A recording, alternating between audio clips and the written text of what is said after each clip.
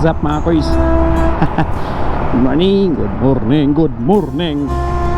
Okay, so it's early in the morning mga koys. 6:18 pa lang. Pero mag-i-start na yung shift ko mga koys. 6:45 pa naman mga koys. Pero may grace period kasi yan mga koys eh. Okay, 30 minutes before pwede na mag-start mga koys eh. So yun, nag-notify na rin naman na pwede na ako mag-start. So pupunta na ako ng area. Hindi rin kasi makakapag-start pagka wala dun sa area eh. Okay, so gapang muna papuntang gentry mga boys.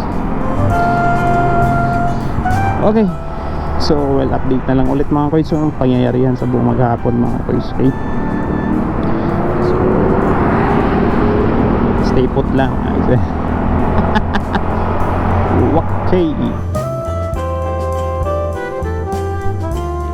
Okay, so 6:40 na mga guys, wala pa ring booking.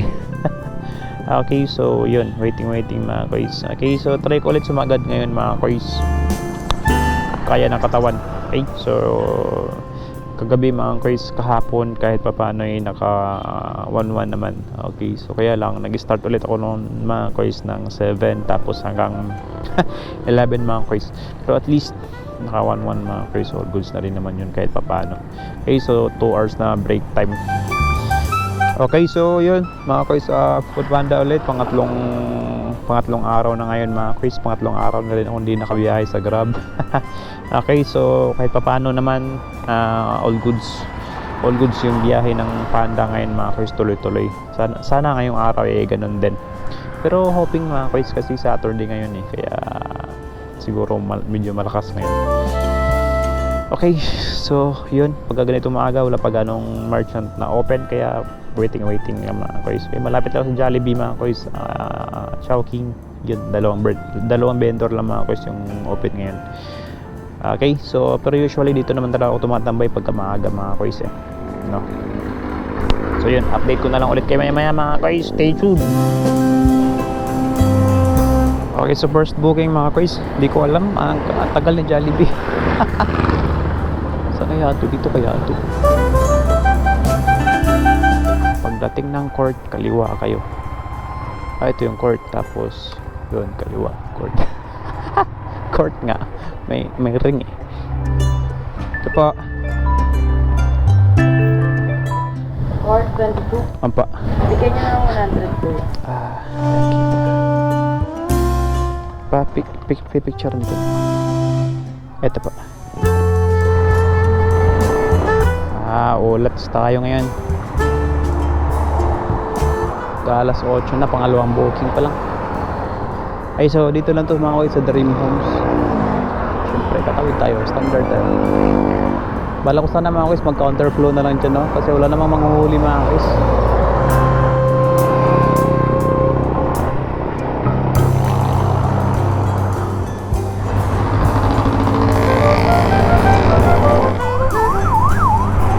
Kaya lang labag sa kalooban mga guys. Pangarap na bahay. Pangarap nilang bahay.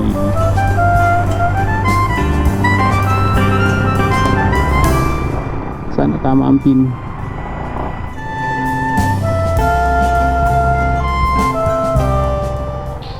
Sir, morning. Block 11, lot 44. Unang kanto, kaliwa. Opo. Tama naman yung pin, sir. Tama naman ang pin. Sarala mo, bilagin ang pin mo gawin.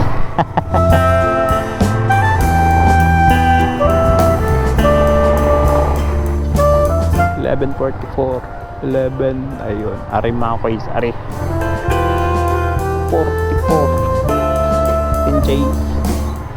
Morning po. Yes po, yes po. Ayos. Arrive. Solid ang kargada mo, pre. Sir, may picturean ka lang. Side lang. Thank you, sir. Thank you po. Ampa.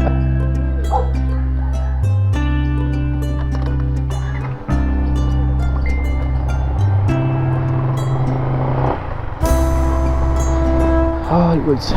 All goods sa pangalawang booking mga guys. Isa pangatlong booking mga guys. pick up sa Red Ribbon. Distansya lang ng konti mga guys. Okay. Okay, so yun na nga mga guys, medyo malayo-layo nga. Doon sa Lancaster. Kabilang side. Brighton. Di ko alam kung anong basa mo guys. 142. 142, Oo. 45, 44, 43 yan. Just daw dito. Okay, thank you.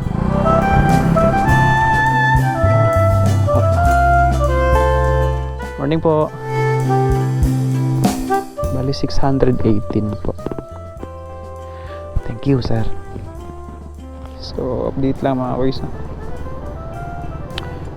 Yun, pang 14, pang 13 na booking pa ng mga boys. Tapos yun 672 as of 2:37 mga boys. Okay, so natagalan ako sa isang customer kanina mga boys. Naabot yata ng oras mali kasi yung pin mga boys, mali address, mali din instruction, tapos nagbibigay ng pangalan ng tao, hindi rin kilala yung tao doon. Pambihira. Order. Kung halimbawa maiksi lang yung pasensya mo mga koys, talagang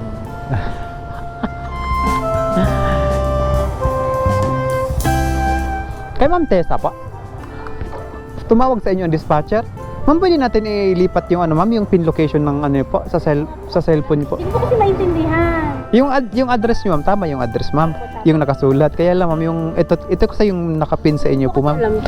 Ito nasa general, nandun sa mismo General Trias po. San Juan dos po kasi to. Tapos nandito kasi tayo ma'am ang layo ng pagitan niya ma'am. Balikan mo na ma'am dun sa home, parang sa wala kang ma'am, wala kang application ng Google lang ako.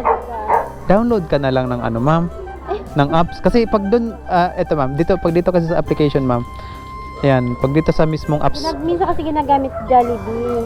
Hindi ko ginamit si Jollibee. Ang ginamit ko si Foodpanda. May Jollibee kasi ako. Yan dito ma'am. Pagka pipindutin mo lang kasi itong current location, tapos mismong kung saan yung cellphone mo ma'am, dun din magpipin. Pero ko kasi, minsan kasi bihira ko kami yan. Kasi matatagalan pagpapunta kasi din dito ma'am yun po. Tapos yung computation kasi ni Panda ma'am, mula sa merchant papunta lang dun sa pin, hindi sa mismong address ma'am. Kawawa din yung rider. 458 lang po. 458 number 55. Wait lang mama, meron kayong dalawa kasi dun Chicken Joy. Solo lang sa inyo mama na. Walang drinks. Pipicturean ko lang ma'am yung pagkain lang po.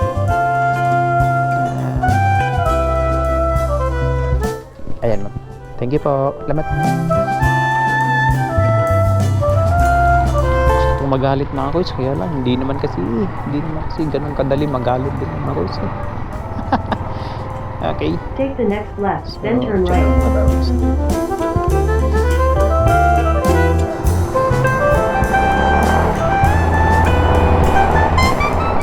Okay, so daming aberyang nangyayari ngayong araw mga koys. Continue on R1 for 1.5 kilometers. Kwento ko na lang sa inyo mamaya mga koys pag may lakas pa. Okay. Alright, customer. Sensya na mama, natagalan. May pinasabay kasi na booking din si Panda. Nakapin dun lang sa may tapat ng ma'am, dun na sa munisipyo. Tas ang actual na address sa Dream Homes. Bali, magkano na bigay ko? 694 ma'am. 694. Tama pa ma'am? 694 dyan ma'am no? Okay na to. Okay na to ma'am? Salamat po ma'am. Ay ma'am, pipicturean ko lang yung pagkain po. Yung pagkain lang. Yeah. Sabihin yan, hindi mo hinatid. Abono. Wala ka na Abono ma'am, abono. Thank you po.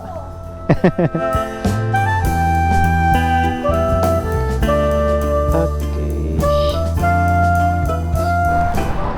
Wow, may street light na ang Tansa mga koys. Ay, highway lights pala. Street. Mali. Ito highway to eh. Highway lights. Okay. Okay, so yun mga koys, agapang na pauwi mga koys. Okay, so hindi pa naman end ng shift pero nag-break time na ako. Break time. Okay, so nag-break na ako mga koys until sa end ng shift. Okay, so all goods na naman mga koys, kahit pa paano naka 1K 1,100 plus na mga koys. So pwede na yun. Kasi ano lagpas 12 hours na rin naman mga koys. Okay, so lumabas ako ng 6:30 ata yun mga koys. So yun, maaga mga koys hanggang ngayon 8:07. Okay, kakadraft ko lang nung huling bookings mga koys. Okay, so ang daming nangyari ngayong araw mga koys, no? So yun nga, una yung wrong pin mga koys na mali ang instruction, tapos nagbigay pa siya ng pangalan ng tao na hindi rin kilala doon sa area. Gabi, di ba? O di ba? So ang tagal ko doon mga koys bago na complete yung order na yun, no? So pag handle ng mga ganyan kasi mga koys, isa sa kailangan kasi mga koys, patience and understanding mga koys, no? Para hindi sumabog mga koys. Okay, pangalawa mga koys, so yun, malalang mga koys, malala yung tinatawag nilang tinatawag hijack mga koys. Okay, straight to the point tayo mga koys. Hijack ako. Okay, so na hijack yung isang order ko kanina. Actually ano naman siya mga koys, ganito yung kwento mga koys. Okay, so may order na na-receive si hijacker, hindi rider tawag dyan mga koys, hijacker. Okay, so may order siya na-receive. Okay, so ngayon pumunta na siya ng merchant, ganun na normal na process lang mga koys. Okay, so nag-log siya mga koys dun sa logbook. Tapos hindi mabasa yung logbook mga koys, pangalan, booking number lang yung nababasa mga koys, pero pangalan niya, number mga koys, ID number, wala, hindi nababasa mga koys. Okay, so yun lang yung nakalagay. Tapos so okay na. Ang ginawa kasi ni hijacker mga koys, minessage niya si customer na kinuha niya yung address at saka yung contact number ni customer. So ganun yung mga koys, modus Okay, so pag nakuha niya na yun mga koys, di okay na. Yun yung isa sa mga kailangan niya mga koys. Pagkatapos doon naman sa ipipick up niya na yung pagkain mga koys. Okay, so pick up lang mga koys, pick as in pick up. Tapos hindi niya ipipick up dun sa application mga koys. Dun ipipick up niya yung pagkain, pero hindi niya pipindutin yung pick up dun sa application. So ibig sabihin mga koys, nasa kanya na yung pagkain, pero yung status ng order dun sa system for pick up pa lang. Okay, so dahil may number na siya ng customer at address, hinatid niya na yung pagkain mga koys. Okay, tapos siningil si customer, tapos di ba? Okay, dahil nasingil na niya si customer mga koys, so ibig sabihin na sa kanya na yung pera. Okay, so ang gagawin niya ngayon mga koys is i-dispatch niya na, or magdi-dispatcher siya mga koys. Okay, so yung dispatcher mga koys, yun yung mga koys sabihin na lang natin call center ng mga koys, call center ng non-voice call center ng Foodpanda mga koys. Okay, so doon nagre-raise ng lahat ng issue sa ongoing na booking mga koys. Okay, so yun, siguro kung ano-ano yung sinabi niya doon, pwede niya sinabing na aksidente siya doon sa call center. Okay, call center na para mas maintindihan nyo. Okay, so pwede niya sinabi na na-aksidente siya, ganun. Tapos syempre nag-raise siya ng issue dun sa sa call center na hindi niya mahatid yung pagkain. Tapos pagtingin naman ni call center dun sa ni agent na lang. Pagtingin ni agent dun sa status ng order mga koys sa system, syempre ang status for pick up pa lang, so hindi siya gaano mag-worry mga koys, di ba? For pick up pa lang kasi, so ibig sabihin ang gagawin niya, i-re-assign niya yung order. Okay, so ibibigay niya yung booking sa ibang rider. Oh, yun yung nangyari mga kuys. Okay?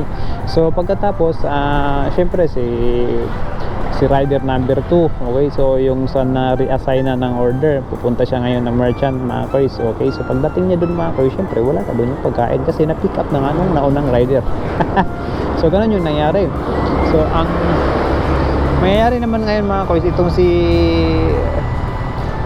rider number 2 mga kuys, syempre may pag-coordinate ulit siya sa agent ng Foodpanda na wala na yung order.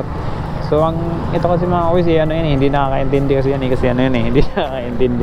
Ano kasi mga kuys, India, taga India yung yung mga agent na yan. Okay, so tatawagan niya ngayon si merchant, i-confirm niya kung nakuha ba ni rider yung pagkain o hindi. Syempre sasabihin ni merchant na nakuha ni rider, no? Hindi na ano yun mga kuys, kung si rider number 1 or si rider number 2. So okay na yun. Tapos tatawagan din ni agent si customer, tatanong niya ngayon kung na-receive ba ni customer yung pagkain. Syempre sasabihin ni customer na na-receive niya na yung pagkain at nagbayad siya kay rider. Oh, galing di ba? Okay, so ang gagawin naman ngayon ni agent mga kuys, kasi nga yun nga na-deliver na yung pagkain at saka na-collect na ni rider yung pera. Si rider number 1 yun mga kuys, kahit na ang booking is naka-ongoing kay rider number 2. So ang gagawin ni dispatcher mga kuys or ni agent, i-auto-drop niya mga kuys. Okay, so i-complete niya yung order, tapos yung remittance nun is i-charge niya doon sa pangalawang rider. So ganun yung nangyayari sa hijack mga kuys na tinatawag. Okay. Saklap mga kuys, di ba? So yun yung nangyari sa akin kanina mga kuys. Pero yung case nung sa akin mga kuys, hindi siya na-charge sa akin, gawa ang nag-cancel nung booking si merchant. O yun, si merchant yung nag-cancel mga kuys. Kaya ang credit nun mga kuys is ma-charge kaya ang cancellation, kung sa baga ang may tama sa cancellation is si merchant mga kuys. Okay, so parang sinolder nila yung mga kuys. Okay, so pero hindi dapat din talaga. Okay, so yun, si merchant ang nag-cancel. Kaya hindi ko na nahingi kay dispatcher yung detail ng naunang rider kasi nga cancel na yung order. So yun yung nangyari kanina mga kuys, no? So sad mga kuys. Okay, pagkatapos ng mga kuys, gusto ko nang umuwi, kaya lang wala, kailangan pa rin kailangan lumaban mga kuys ng patas syempre laban tayo ng patas lagi mga kuys. So ganun tayo. Okay, so yung pangatlong aberya nangyari naman mga kuys is yung kanina lang mga kuys, double booking naman. Double booking sa nangyari dito, traffic. So double booking naman mga kuys. So, okay, so yun ang problema mga kuys, yung sa first drop off mga kuys is mali yung pin location, mali yung pin niya. Ay, nakapin lang siya mga kuys doon sa tapat ni merchant. Yun yung isa sa mahirap din mga kuys no? Kasi syempre ang susukatin kasi ang susukatin ng system sa delivery charge is pin mula sa merchant papunta sa pin location. Doon lang siya nakapin mga kuys sa tapat ng merchant. So magkano lang bayad ni Panda kay rider, di ba, no? Pero sa totoong buhay mga kuys, siya 2.2 kilometer, sobrang layo mga kuys. Okay, so hindi lang yan, yung pang double booking mga kuys, yung pangalawang booking is saliwa yung pagdideliveran mga kuys. So kung sabaga parang dalawang balik si rider. So ganun yung nangyari mga kuys. Okay, so medyo siya mga kuys, nakakagalit kasi kasi nga syempre sayang yung gas mga kuys, magsasayang ka ng gas, oras, sobrang traffic pa, no, para paghatid doon sa kasi nga mali. Ngayon hindi kasi naiintindihan din ng dispatcher kasi mga kuys, ang hirap magpaliwanag, kahit nagpaliwanag mo ng maayos hindi naiintindihan ng maayos mga kuys Okay, so yun, hinatid ko yung order mga kuys kahit na medyo malayo siya. Okay, so pinaliwanag ko na lang kay ma'am. Yun pala mga kuys, ang ginamit niya sa pag-order mga kuys is sa Google Chrome siya. Ay, hindi siya sa mismong application ni Panda. Okay, so yun mga koys, syempre hindi ako sigurado, hindi ko kasi na-try mga koys eh. Once kasi sa application ka ni Panda mga koys, mag-order mati kasi pagka open mo magpipin yung pin location mo kung nasan yung cellphone mo mga koys. Okay, so yun, kasi nga hindi ko rin alam, baka hindi naka-enable yung yung allow location sa Google Chrome ni ma'am, kaya hindi nagpin dun sa area niya. Kaya yun, ang layo ng mga guys, ang layo ng tawag dito, ang delivery, ang layo ng na-orderan ni ma'am, imbis na may Jollibee naman sana dun sa malapit sa kanila. So yun mga koys, pangatlong araw kay Panda mga koys, although namimit pa rin naman yung expectation ko sa kikitain mga koys, no? Pero medyo nakaka-stress yung araw, yung pangatlong araw mga koys. Okay, so yun na, sa daming aberyang nangyayari at sa daming mga kalokohan ng ibang nangyayari mga koys. Pero yun mga koys, sabi ko dati na hindi talaga araw-araw ipapabor sa atin mga koys. May mga panahon talaga na ganito. Okay, so wala mga koys, kasama sa kasama sa equation equation. Kung halimbawa ang buhay mga koys is problem solving, kasama sa equation, kasama sa mga koys, sa equation yung mga ganyang pangyayari. Okay, so dapat tayo maging handa mga koys. Okay, so nasa atin na lang talaga mga koys kung paano natin siya i-handle din. Okay, so yun, stay positive lang talaga always mga koys, kasi hindi tayo pwedeng sumabog hindi tayo pwedeng sumabog mga koys, kasi once na sumabog tayo mga koys, yung problema imbis na masosolusyonan mga koys, mas lalong lalalayan mga koys no? Okay, so ang pagpapractice mga koys ng yung pagiging positibo lagi, pagiging stay positive lagi, at saka kung paano i-handle yung mga negativity over positivity mga koys. Okay, so napakalaking bagay din nun mga koys, no? Sa pang-araw-araw na buhay mga koys, para syempre iwas sa mga aberya, iwas sa mga may aberya man, pero iwas sa mga paglala ng mga bagay-bagay mga koys, no? So yun, kaya medyo mahirap siya mga koys, pero sabi ng iba, kung kaya ng iba, kaya nyo rin mga koys. Okay, so yun, that's it muna for now mga koys. Thank you for watching. Peace out mga koys.